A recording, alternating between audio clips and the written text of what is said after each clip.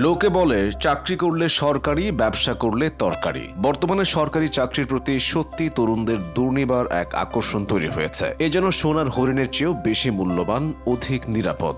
তীব্র আন্দোলনের মুখে সরকারি চাকরিতে কোটা ব্যবস্থার সংস্কার করে যে প্রজ্ঞাপন জারি করেছে সরকার, তাতে বলা হয়েছে নবম থেকে 20তম গ্রেডে নিয়োগের ক্ষেত্রে মাত্র 7% কোটায় কার্যকর হবে। প্রশ্ন হলো, সরকারি চাকরিতে এই গ্রেড বলতে আসলে কি বোঝানো হয়? কোন পদে কি গ্রেড প্রযোজ্য হয়? আসলে সরকারি চাকরির গ্রেড হলো পদ ও বেতনের বিভিন্ন স্তরের অবস্থান। ব্রিটিশ আমল থেকে প্রথম শ্রেণী, দ্বিতীয়, তৃতীয় বা চতুর্থ শ্রেণী হিসেবে নিয়োগের রীতি প্রচলিত ছিল। 2015 সাল থেকে সে পদ্ধতি বাতিল করে চালু করা হয় এই গ্রেড সিস্টেম। আগে যেটি প্রথম শ্রেণী বলে পরিচিত ছিল, বর্তমানে তা প্রথম থেকে নবম গ্রেড ধরা হয়। 10 থেকে শুরু করে 13তম গ্রেডকে বলা হয় দ্বিতীয় শ্রেণী। এরপর তৃতীয় শ্রেণী 13 থেকে 16তম গ্রেড, সর্বশেষ 4টি অর্থাৎ 17 থেকে 20তম গ্রেড হলো চতুর্থ শ্রেণী। প্রতিটি গ্রেডে রয়েছে ভিন্ন ভিন্ন বেতন কাঠামো, পদবি ও দায়িত্বের পরিসরে তারতম্য। সরকারি চাকরিতে নিয়োগ দেওয়া হয় মূলত নবম থেকে 20তম গ্রেড পর্যন্ত। এতক্ষণে বুঝতেই পারছেন, এই নবম থেকে 20 গ্রেডই প্রথম থেকে চতুর্থ শ্রেণীর সব আওতাভুক্ত। প্রথম থেকে 8ম গ্রেডে সাধারণত পরীক্ষার মাধ্যমে কেউ নিযুক্ত হন না, পদোন্নতির মাধ্যমে চাকরিরতরাই সেসব গ্রেডভুক্ত হয়ে থাকেন। তবে কোনো কোনো ক্ষেত্রে বিশেষ বিবেচনায় এই গ্রেডগুলোতে চুক্তিভিত্তিক নিয়োগ হয়ে থাকে। মূলত বড় সরকারি প্রজেক্ট কিংবা সরকার নির্ধারিত কিছু পদে কদাচিৎ এ ধরনের পোস্টিং হয়ে থাকে। বিসিএস পরীক্ষা দিয়ে ক্যাডার হিসেবে যারা চাকরিতে প্রবেশ করে থাকেন, তারা নবম গ্রেডের বেতন স্কেলের আওতাভুক্ত হন। এছাড়া সরকারি বিশ্ববিদ্যালয়ের প্রভাষক সহ বিভিন্ন মন্ত্রণালয়ের সহকারী পরিচালক, রাষ্ট্রায়ত্ত ব্যাংকের সিনিয়র অফিসার বা সমমান পদে সরাসরি নিয়োগের মাধ্যমে যোগদানকারীরাও নবম গ্রেডের অন্তর্ভুক্ত হন। 22,000 টাকা বেসিক দিয়ে শুরু হয় নবম গ্রেডের বহুল কাঙ্ক্ষিত সরকারি চাকরি জীবনে পদোন্নতির মাধ্যমে তারা অধ্যাপক, সচিব সহ ইত্যাদি পদে প্রথম গ্রেডের বেতনভুক্ত হন। বেসিক গিয়ে থেকে 78,000 টাকায়। চাকরিরতরা অতিরিক্ত সচিব, যুগ্ম সচিব, কমিশনার, পরিচালক সহ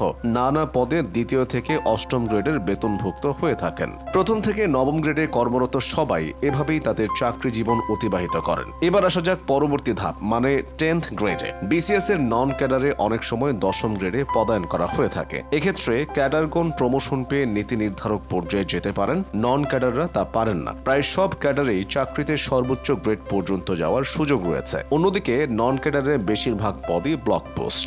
এছাড়া 10ম থেকে 13তম গ্রেডে অর্থাৎ পূর্বের সেকেন্ড ক্লাস জবে সরাসরি নিয়োগই বেশি হয়। এই গ্রেডের পদগুলোর মধ্যে রয়েছে প্রশাসনিক কর্মকর্তা, হাই স্কুলের সহকারী শিক্ষক, প্রাইমারি স্কুলের প্রধান শিক্ষক ইত্যাদি। এই স্তরে মূল বেতন হয় 11 থেকে 16,000 টাকা পর্যন্ত।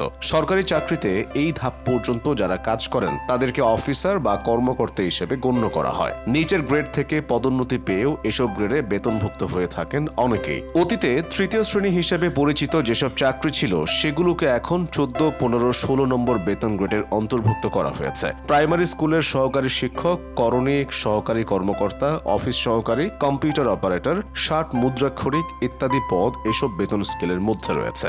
বেতন হয়ে থাকে 9,300 থেকে 10,200 টাকা পর্যন্ত। অফিস সহায়ক, পিয়ন, নিরাপত্তা প্রহরী, মালি, পরিচ্ছন্নতা কর্মী, ইকুইপমেন্ট অ্যাটেন্ডেন্ট, পাম্প চালক, যন্ত্র পরিচর্যাকারী ইত্যাদি পদগুলো চতুর্থ শ্রেণী বা 17 থেকে 20 গ্রেডের কর্মচারী। চাকরির শুরুতে এদের মূল বেতন 8,250 থেকে 9,000 টাকা পর্যন্ত হয়ে থাকে। বাড়ি ভাড়া, চিকিৎসা ভাতা, শিক্ষা ভাতা, যাতায়াত, টিফিন ও অন্যান্য ভাতা মিলিয়ে মোট বেতন দাঁড়ায় 14,000 থেকে 16,000 টাকার মতো। 20তম গ্রেডে নিয়োগ হলেও পরবর্তীতে সময় গড়াতে তারা 18 বা 17তম গ্রেড পেয়ে থাকেন। পদোন্নতি হলে কিছু ক্ষেত্রে থার্ড ক্লাসে যাওয়া সম্ভব কিছু কিছু ক্ষেত্রে।